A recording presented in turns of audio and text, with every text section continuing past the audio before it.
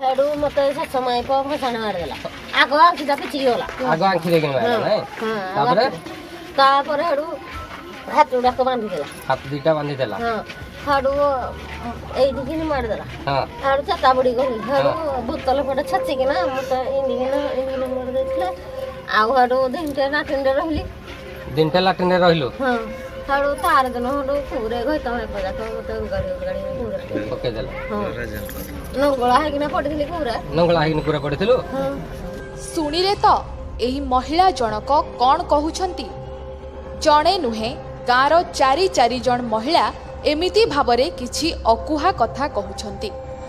विश्वास करंतु बा न करंतु महिला मानंक देह को आसुछि जणे युवकंक आत्मा।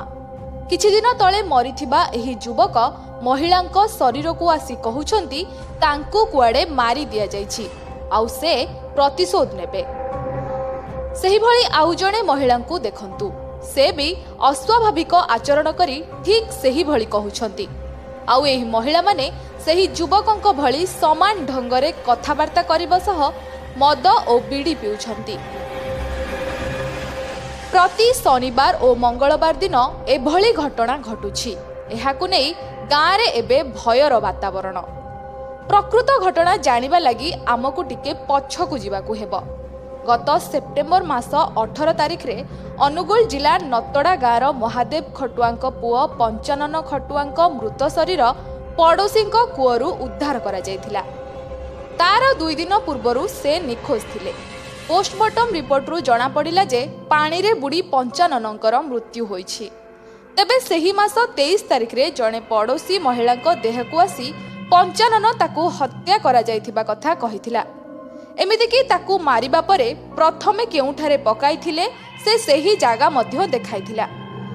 परे तार शरीर को कूअरे पकाई दिया जायथिबा कहिथिला। आहुरी मध्य किए तांकू मारिछि सेही लोकंकर ना मध्य एही महिलांक जरिया रे कहिछंती मृत पंचानन। हाथ मारी पकेला हाडू तो ए लोक जो मारी दरा तागे से जान पाले ले देखो जदी कस्त आ गिरा कहबे आ के माइला दा माई बाजी ना 3 जण ना मारे 3 जण ने आउ जणे के आए जणे एई जाछे कहताना एई जाछे मामो सामने कोन खोली गिरी कोन पाई खोली ना कर। तेबे जेउ महिलांक देहकु पंचाननर आत्मा आसुछि ए सबु कहिबा परे सेमाने बेहोश होई जाउछंती एवं पूर्व कथा सेमानंकर मने रहु नाही। ए विज्ञान जुगरे एभली अंधविश्वास को विश्वास करबाकु सिना केही राजी हेबेनी हेले जेउ घटना घटुछि ताकु बा ग्रामवासी एडाई जिबे केमिति।